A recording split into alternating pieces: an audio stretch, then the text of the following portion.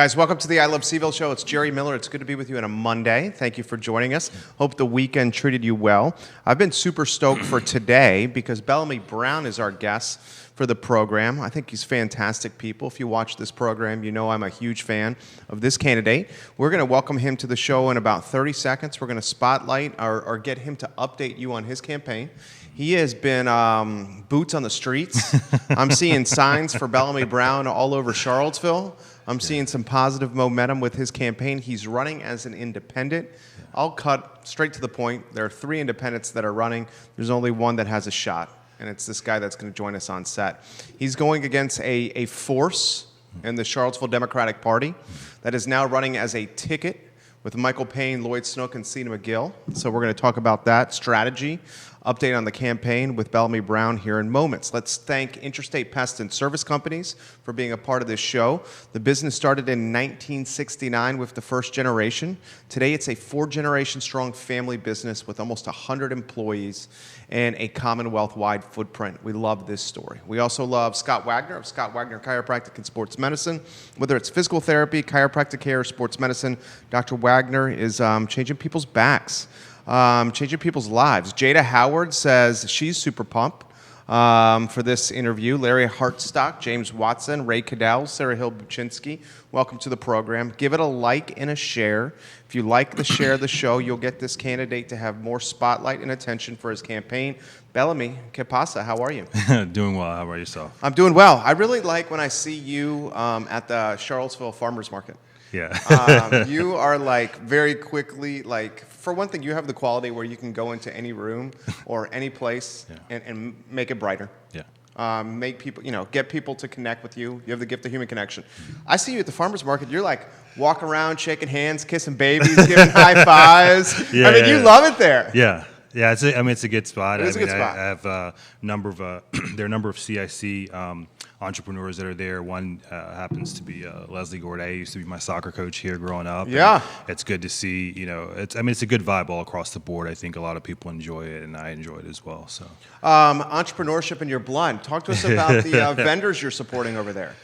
So for me, so I like what CIC is doing overall, and then Stephen Davis happens to be an alum of JMU, and I do like entrepreneurship in general. I think that's from what I've seen in terms of being in my career in financial services. I mean, that's kind of those are the leading people that really I guess absorb this idea of what capitalism and everything is about. And I know some people, capitalism is a bad word. I think I think you really have to understand it. And with regard to entrepreneurship, people are, putting in their blood, sweat, and tears to be able to, deliver value to the community or, to potential clients, and if it's done well, if it takes traction, then it can open up some significant opportunities and give some of that freedom that a lot of people are looking at. And when you talk about things like affordability in this space, I think entrepreneurship is one of those ways that you can do that. Now, obviously, it has significant risks, but anybody that's going to go out there and stick their neck out on the line, I'm all about it. It's similar, here with my campaign. Essentially, this is an entrepreneurial endeavor. Obviously doing it by myself because it's the same thing, boots on the ground and putting blood, sweat, and tears into trying to make this campaign successful, and it's just something that I naturally gravitate to. I love everything about what you just said. Seriously. And you know that I'm also entrepreneurial, business background. I don't understand why in 2019, and certainly in Charlottesville, words like business has to be run in the black, or for profit, or focused on driving revenue and capitalism, almost are bad words. Yeah. I don't understand that mindset at all, because the people that are doing this, they're not only doing it for themselves and their families, they're creating jobs around them. Correct. I just don't understand. How do we get to this point? That I don't. I honestly can't answer that. I'm at a loss for that. I think that. From my understanding, that there is a history here between the business community and some that don't necessarily favor the business community. That there is I mean, there's been that It's relationship. like a friction. there. Yeah, correct. And I don't know. Like for me, being in finance is just natural to me, so I can't speak for why that is. I mean, I've been in it for so long. I've been doing it for so long. My grandfather was an entrepreneur. I have relatives that are entrepreneurs. It's just, I mean, I've been around it for so long that I really can't speak to that perspective. And I think that's why you would be a great candidate. And that's why I think people should vote for you. And that's you. why I think you should be on city council. Thank you. Is you come in with a perspective and a mindset that has not been on council for some time. Yeah. Your opponents, and not even just your opponents, because for the most part, I think this has been a really clean campaign. Yeah. It's been a clean race with everybody Yeah. in the city council race. Yeah. But some in the community are trying to paint you with this brush Yeah. of being like pro-business, capitalistic, wears a suit every day. I mean, it is what it is. I mean, I hear it at times, and sometimes I'll address it. Other times I'll just, leave it by the wayside. For me, I don't get too all focused on the noise. I know that, if I stick to the fundamentals, everything else will take care of themselves. But people are going to have opinions of me, whether I like it or not. Some are going to be good, some are going to be bad. That's life, especially when you're, putting yourself out there and in politics and in the political field. And so, I take it with a grain of salt and keep moving. But I think across the board, so when we look at, capitalism in our country, I think there are a lot of people that aren't taught how to engage in it.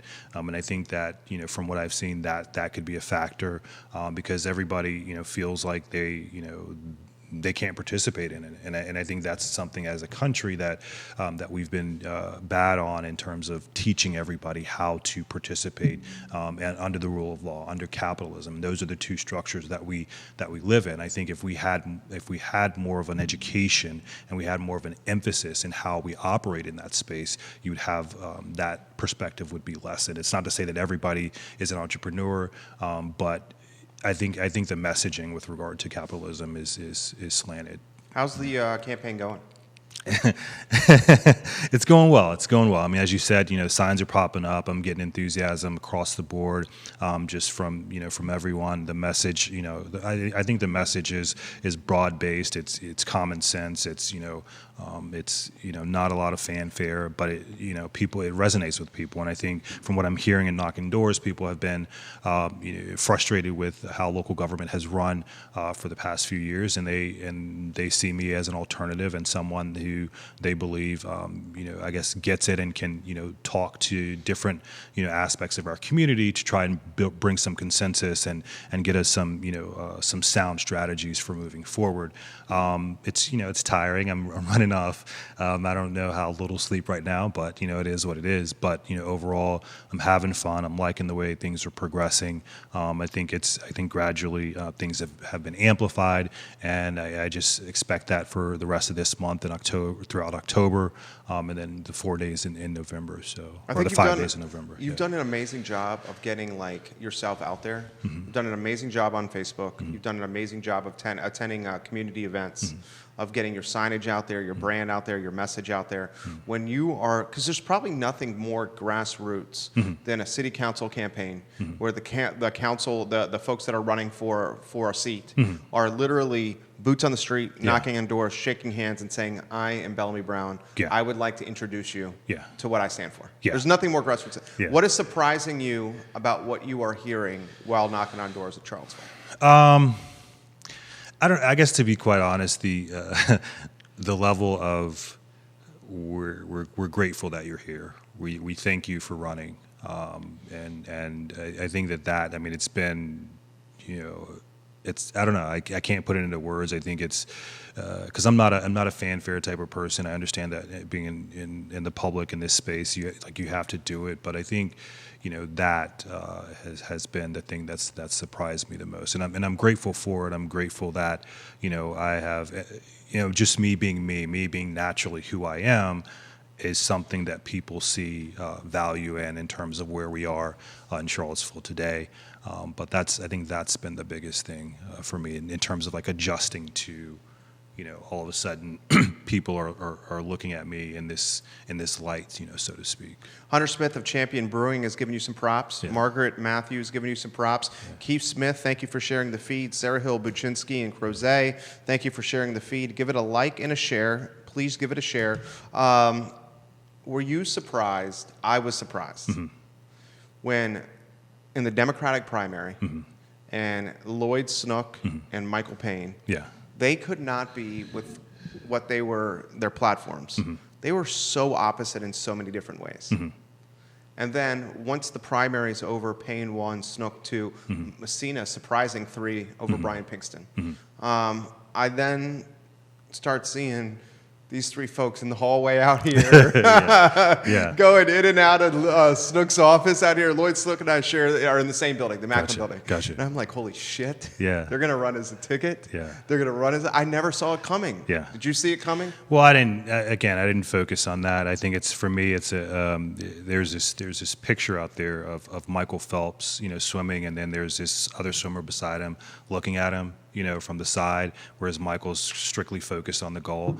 And that's my thing. I'm strictly focused on what do I need to do? What are the fundamentals that I need to do to get voters? And, I don't worry about, that aspect. I think it is somewhat, different, but, to each their own. If that's their strategy, and, if that works for them, so be it. But I have my own, and I'm going to continue to press forward with that and, let the chips fall where they may. How often do you get this question?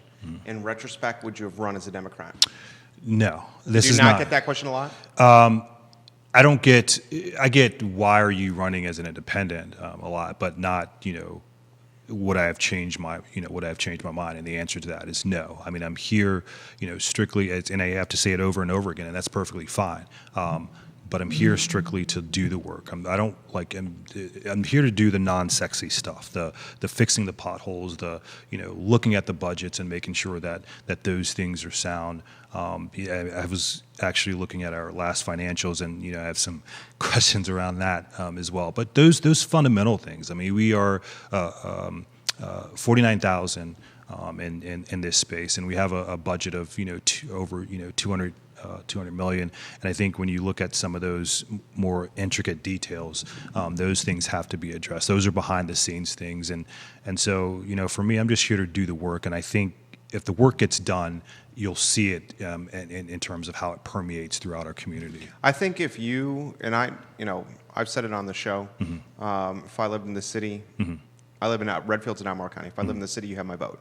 Anybody that's watching this program, I encourage you to vote for this gentleman here. Yeah. Anybody that's watching the show. Where I'm going with this is you come with a mindset that is like different than what we've had over the last 8 or 10 years. And that you're coming from a mindset where it's a business mindset, but also with a mindset that was forged from growing up in the community on, tough times. And now you've put in the hard work, and now you're having some good times. I think you bring such well-rounded perspective to council and level-headedness. Yeah. I just think that this perspective is craved by people. Yeah. Is that what you're seeing? Yeah, 100%. I mean, across the board, like like I said, people have literally, some to the point of profanity, said that they're fed up with how things have been here, and they are looking for strong leadership. And I believe that I bring that. I also bring a collaborative, mindset, and I bring a mindset that focuses on the issue. I don't focus on personalities. I'm focusing on the issues and what needs to be addressed and done here in our community.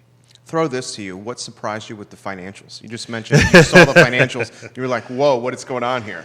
So, I mean, obviously in FY 2018, they reported a surplus of 4.7.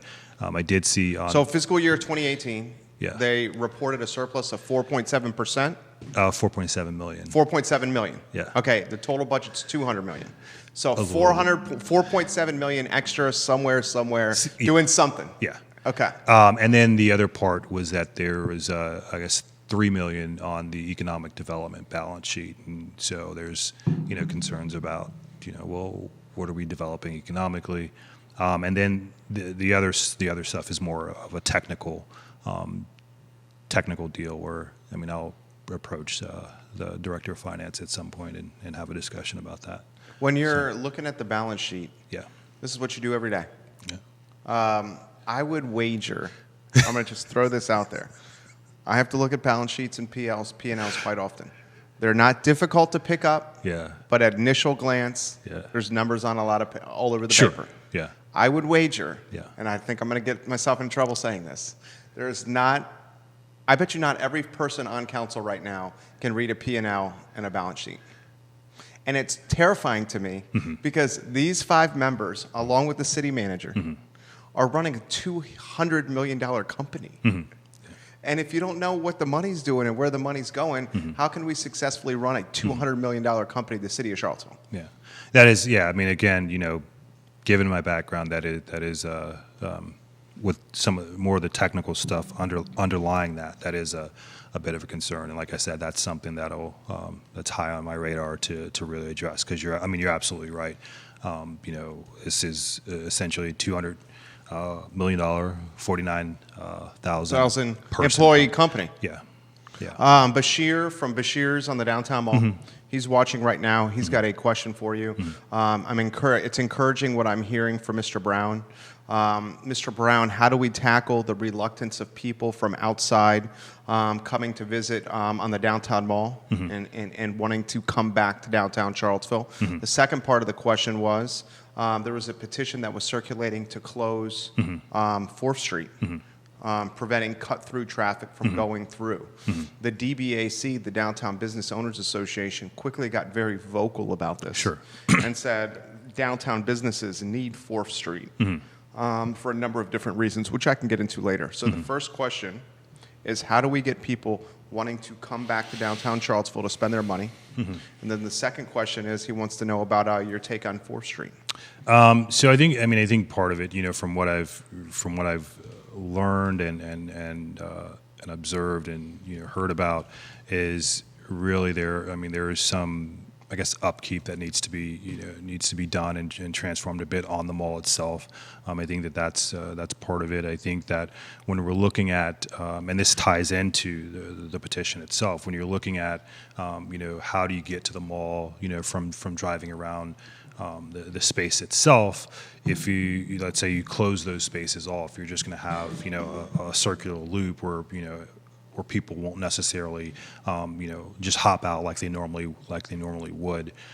So I think for me, part of it's going to be branding. I mean, there has to be the branding, there has to be the upkeep in that space, and we have to after August, we have to continue to build upon our hospitality and tourism. I know that there was a jump from a report that came out recently, but we have to continue to pursue that. And the other part is I'm not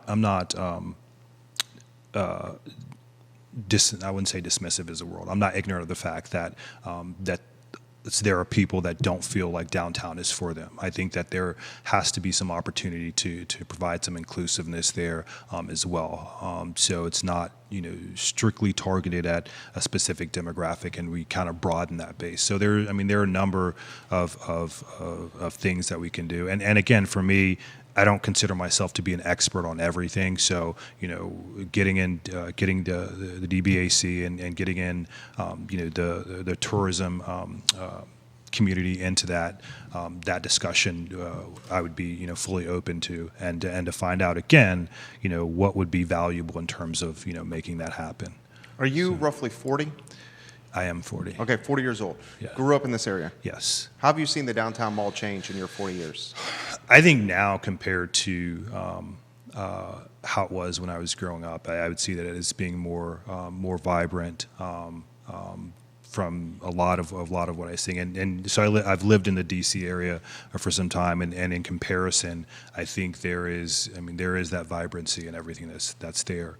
Again, it's tilted towards a specific demographic, and we'd like to have that opened up. But I see it as being vibrant, and I think that we could continue to build upon that. Do you see Charlottesville getting better?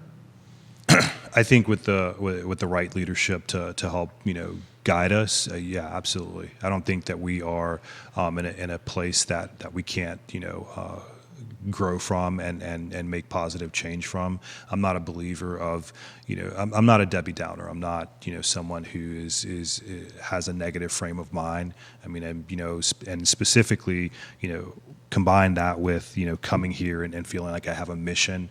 I'm for, fully for, pushing us getting better.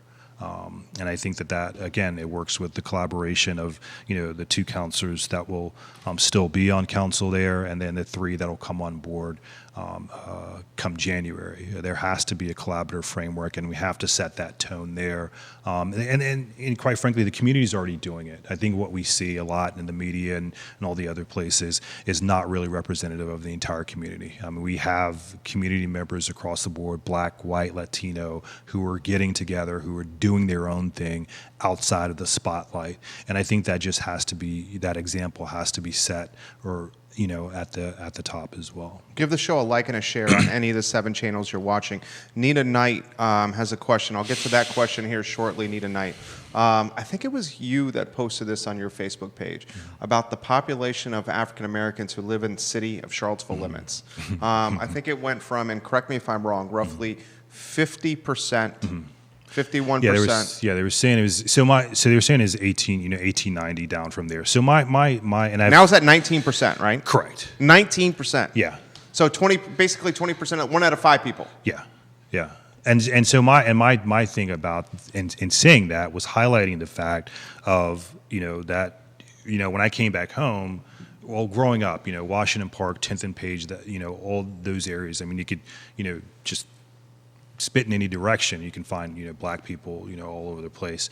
Whereas now it's not the same thing, and a lot of moved out or been moved out and things like that. And so whether through gentrification or choice themselves. Correct. And I know that part of that is. I mean, there's a duality. You have some Black homeowners that are selling their property just because they, that's their right. That's what they want to do.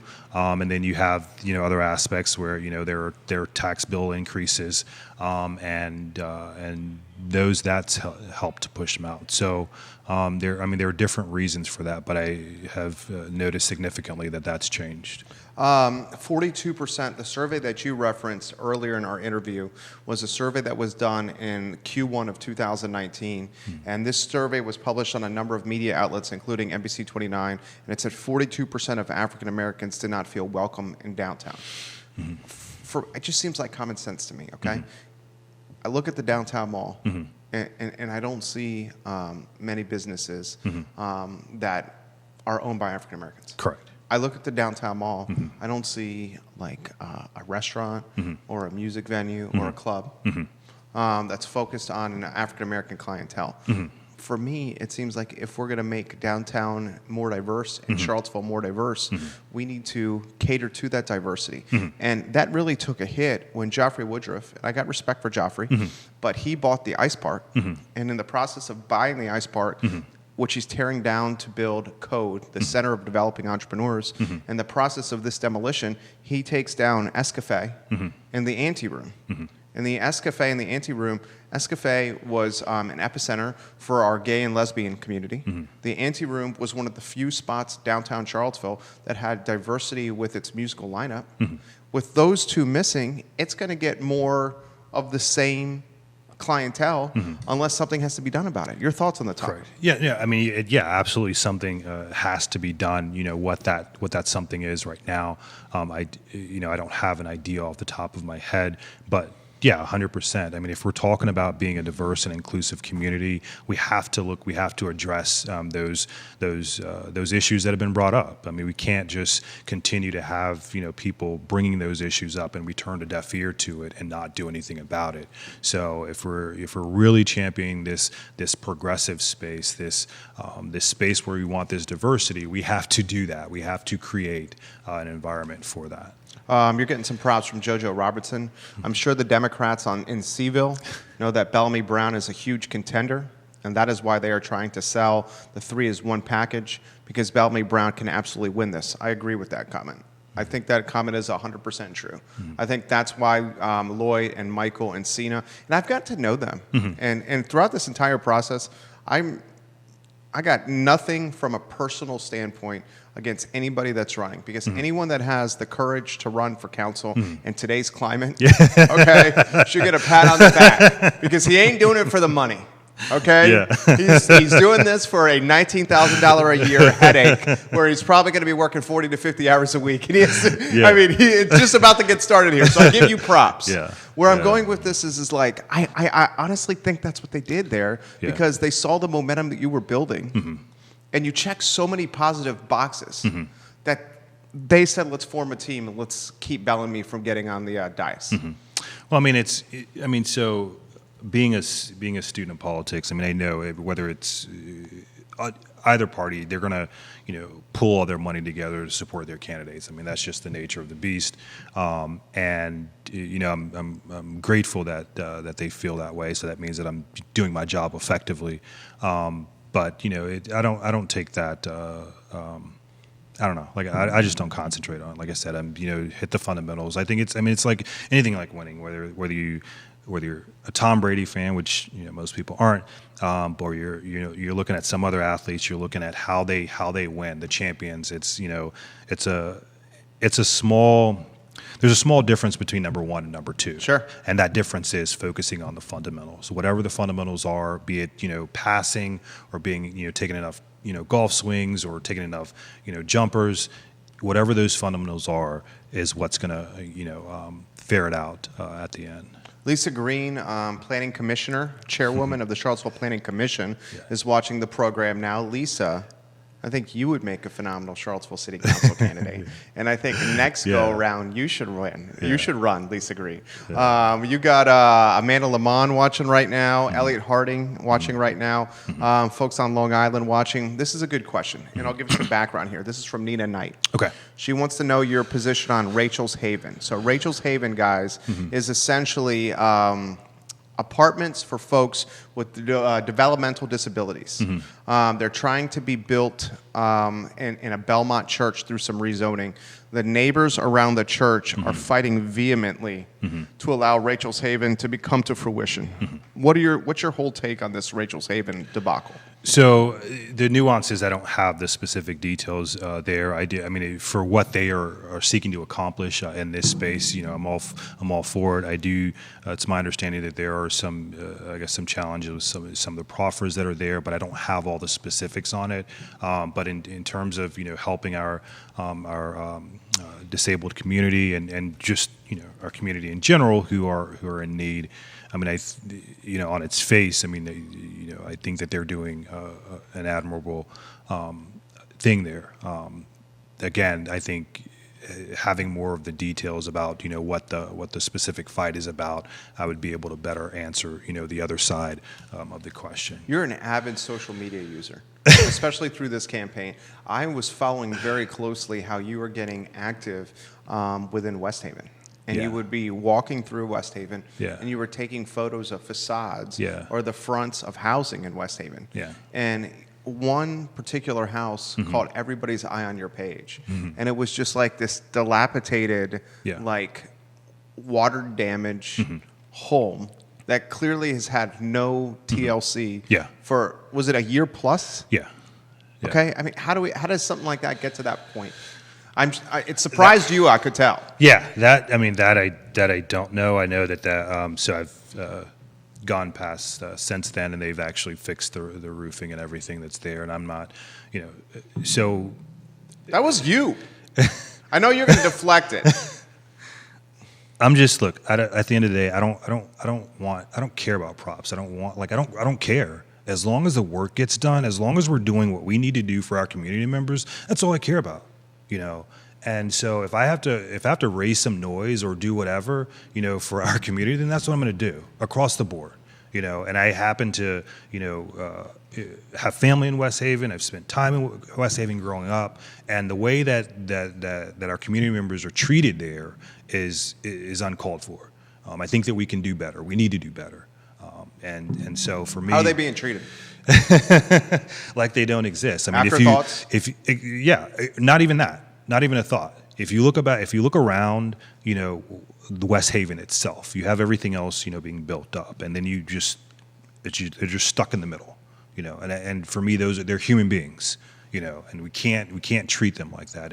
I know that there are plans for development and everything else, but at the very least, put some paint on the walls. Do some of the basics to make them feel like they're a part of this community, as opposed to just castigated and left to fend for themselves. So. Folks watching from the Richmond Times-Dispatch, from the Daily Progress and the CVille Weekly on the program here, NBC 29 is now tuned in as well. Chris Henry from Dairy Market and Dairy Central, thank you for watching us. Elliot Harding, thank you for tuning in. A lot of folks watching. Give it a like and a share. I really am worried, and we talk about this on the show all the time. I'm really worried about a community like West Haven, because I go to my buddy's restaurant all the time, Peloton Station, the bike shop bar on 10th Street. Yeah. And I look at 10th Street, I look at the 10th and Page neighborhood, I look at Fifeville, and it's like being engulfed and surrounded. Yeah. Like if you're standing in West Haven, Carl made this point. Yeah. Okay, he's kin to you. He's like, if you're standing in the middle of West Haven and you look up and you're seeing the towers around you, forget the buildings and the physical. Let's just talk about the mental side of things. If you're a kid standing in West Haven, you're looking up at the towers on West Main that trade for $2,000 a month for a one-bedroom studio. Yeah. That's going to have a psychological impact. Yeah. No, absolutely. And I think it's just, it's that in conjunction with the living space that's there. And I'm not, and I've spoken with the redevelopment and the housing folk as well, and we've had great conversations. So I'm not here to bash anyone. Like I said, at the end of the day, I think across the board we need to take, as leaders in our community, we need to take care of our community members, and that's my whole point. And we're excuse me, and we're talking about those kids in that space and how they've grown up and how they're continuing to grow up. We've got to do better. That's just my take. And as far as whether it be on council or not, as far as is within my power, I'm going to do my job to do that. So, I think if you get the win. And Mayor Walker won as an independent. Let's just do a hypothetical here. And if you get the dubs and you're up there on council, do you think this is going to set a trend into place where independents will be running more voluminous, more frequently? Because I look at the Democratic Party, and the Democratic Party in Charlottesville has really, in a lot of ways, done a disservice to the African-American community. And the Democratic Party in Charlottesville, I'm going to catch some shit for this, and the Democratic Party in Charlottesville really, in a lot of ways, is not Democratic at all. It's just folks are running as Democrats because they want to win, and they know that they need the D by their name to potentially get the W. That's pretty much what I see happening here.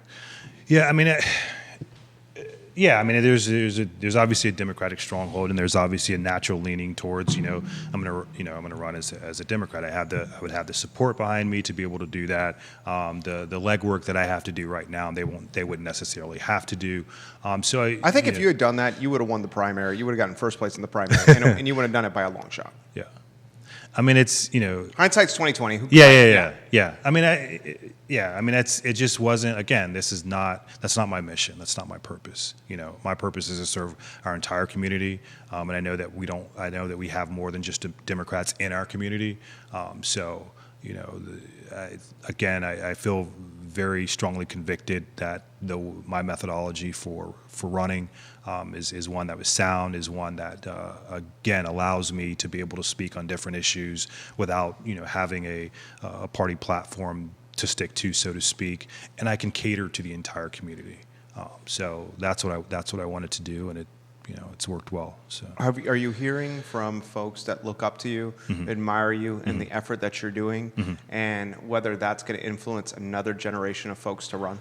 I hope so. I hope that this sets a trend. I hope that this sets a trend that somebody from the neighborhood, you don't necessarily have to leave, but somebody from the neighborhood, took some different steps, kind of changed the trajectory, and now has set an example for for others of us in the neighborhood to do the same thing. I think that that's what we need. When I looked at and I spoke to someone earlier about the housing experts in this particular space, and I looked at I was going off on my hand, and all of them are white. I don't know who are they. I know. Well, I mean, just I'm not gonna name names, but like. My point was that there are very few African American housing experts, and I think when we're talking about things like zoning and everything else that we have going on, if we don't have those voices in the room, that's kind of how we've gotten to where we are, today. It's 100% agree with that. Yeah, I mean that's what I've seen, and the thing that I have learned in doing this. So when I voted before, it was just, all right, I'm going to go to the polls, I'm going to vote and keep it moving. Whereas now, seeing a different level,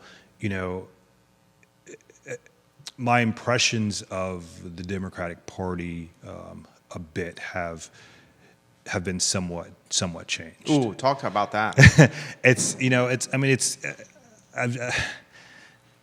I've just seen where it's just not.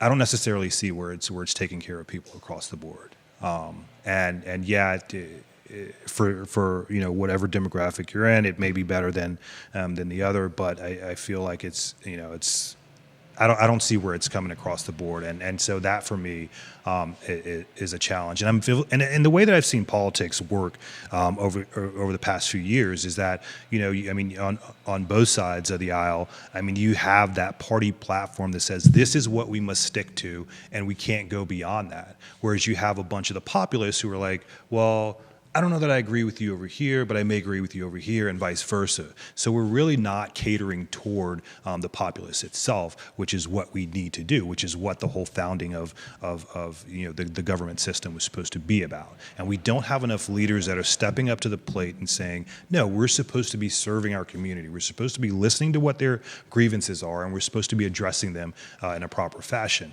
The party platform across the board doesn't necessarily allow for that. It allows for how do we protect our stake in the political environment that we have, and that's what we're going to go with. And sure, at different levels, you may have like your team that are going to vote a certain way, but do those votes translate into doing what's best for our community, doing what's best for the people?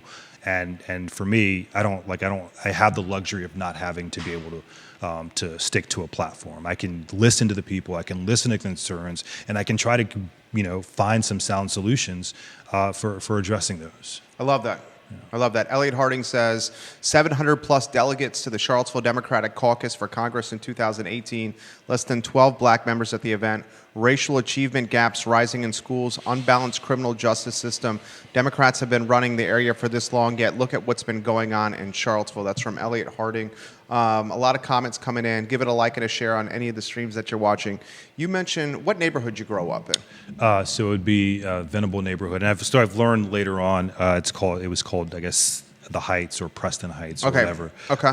Yeah. So you mentioned that you running, you're a leader. Mm-hmm. You know what? I ran into Don Gibson, and Don Gibson.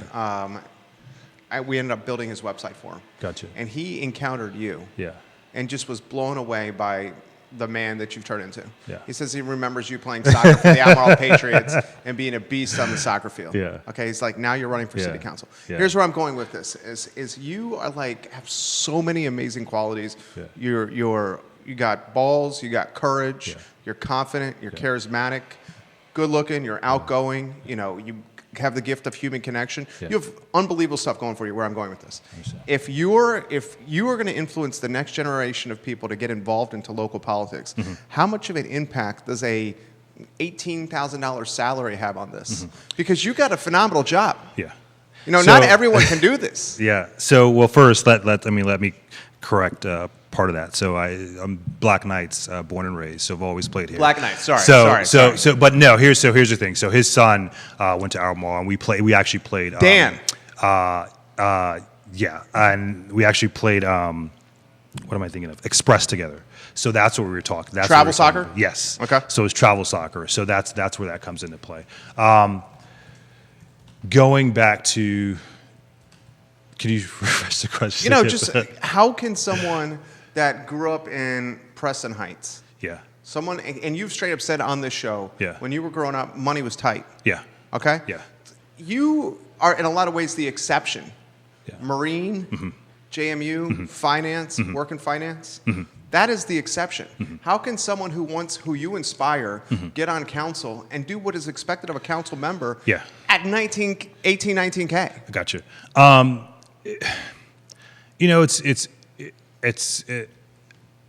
It's hard. I mean, I can see. I mean, you can't really do anything on that salary at all. And as a matter of fact, I don't even think about that. I mean, that's kind of an afterthought or for me. This is mission driven for me.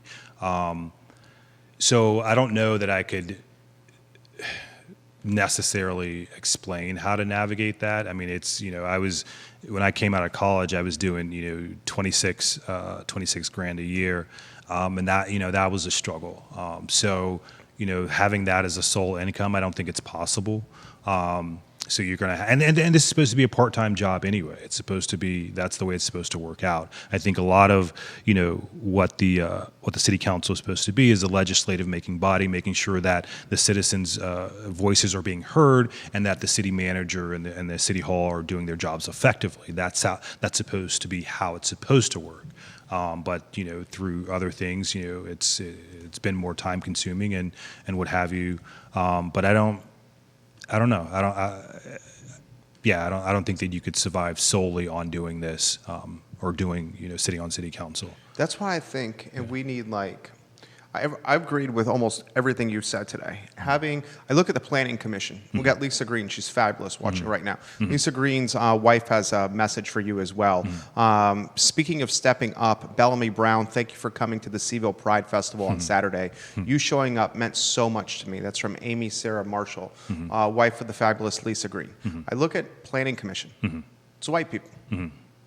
Yeah, that's what I said. And that's why we don't I would love more than anything for more African Americans to get involved in local government. The tough part is I think the Planning Commission, and correct me if I'm wrong, I think they get $500 stipend a year, and they're expected to work ridiculous hours. Yeah, it's I don't have the answer to that right now, I think public service in general. I mean, unless you're getting up to a level to where you're making significant money. I mean, that's even some of the House of Delegates positions. I mean, you have to have Sally Hutt's at $19,000. Yeah.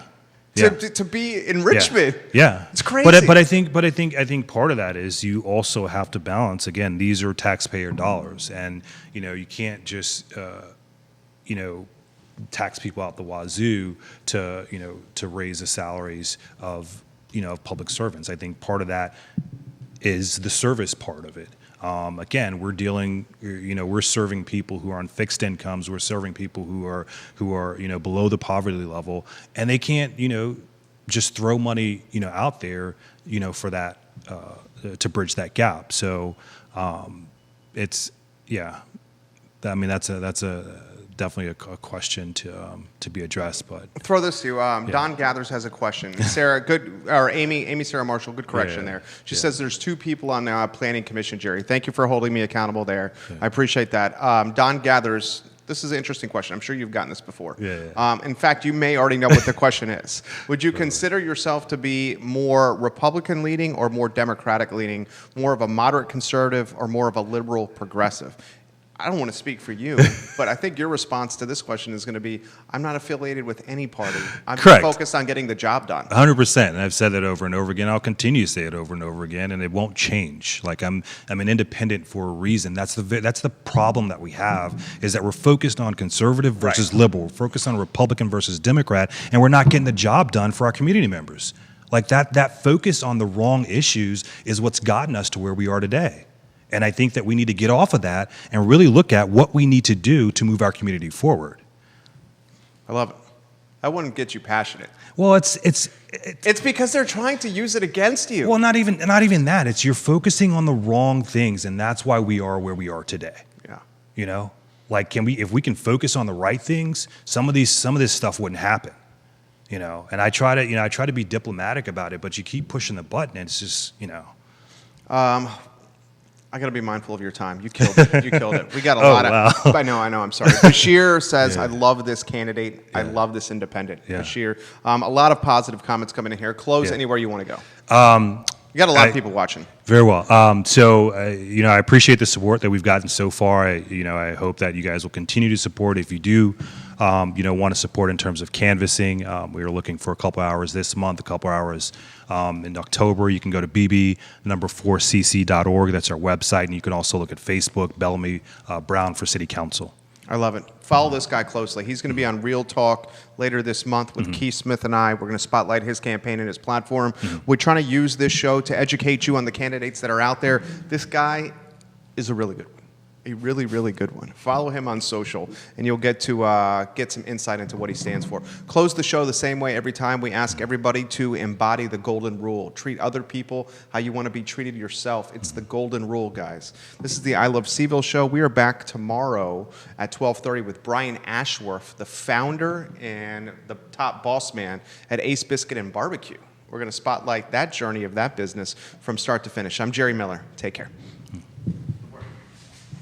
Quick pick and then get you out of here. Let's get a quick pick here, Judah. He's got to go back to work. Thank you. You crushed it.